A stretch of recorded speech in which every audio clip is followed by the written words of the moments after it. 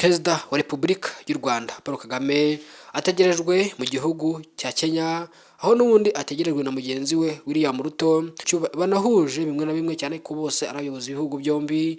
Uyu munsi none bakaba bagomba guhura kugira ngo baganire kuri gahunda zitandukanye zirimo n'ubundi kuzahura ndetse no gukomeza umubano w'ibihugu byombi yaba u Rwanda ndetse na Kenya, cyane ko ari ibihugu n'ubundi bisanzwe bibanye neza. Nyuma y'uko mu minsi yashize Paul Kagame akubutse mu gihugu cya Tanzania, aho n'ubundi yaragiye mu ruzinduko rw'akazi rwibandaga cyane ku mibanire y'ibihugu byombi, aho hamwe na hamwe muri serivisi zitandukanye hagati y'ubuhahirane n'ibihugu byombi rwari kuzahura gahunda z'ubucuruzi, ubuhahirane hagati y'ibihugu byombi, ndetse bikanatanga umusaruro mwiza ku bakoresha ibihugu byombi mu buryo bw'ubucuruzi, ndetse bimwe no mu bicuruzwa byavaga bikagabanyirizwa imisoro.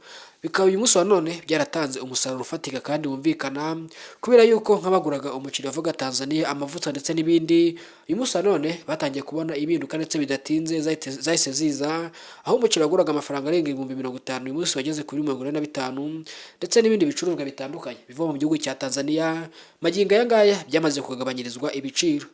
Uyu akaba ari umusaruro n'ubundi wavuye muri ibyo biganiro abaperezida b'ibihugu byombi bagiranye, yaba mu buryo bw'ubuhahirane, ubucuruzi, diplomasi n'ibindi. Igihugu cya Kenya ni igihugu kimaze gutera imbere mu buryo bwose bushoboka, nubwo nacyo kikiri mu nzira y'amajyambere, gusa leta y'u Rwanda ifite byinshi ishobora kwigira ku gihugu cya Kenya.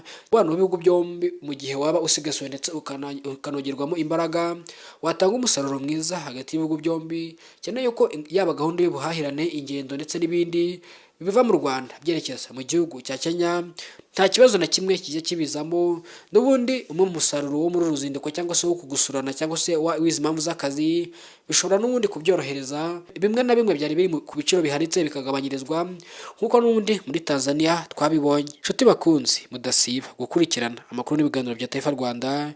Nimba uri mushyashya hano wisanze ni kuri Taifa nk'uko nabivuze haruguru, icyo usabwa ni ugukanda sabone cyangwa subscribe kugira tujye tubana umunsi ku wundi. Nitwa Irize Taifa, ndabashimiye cyane.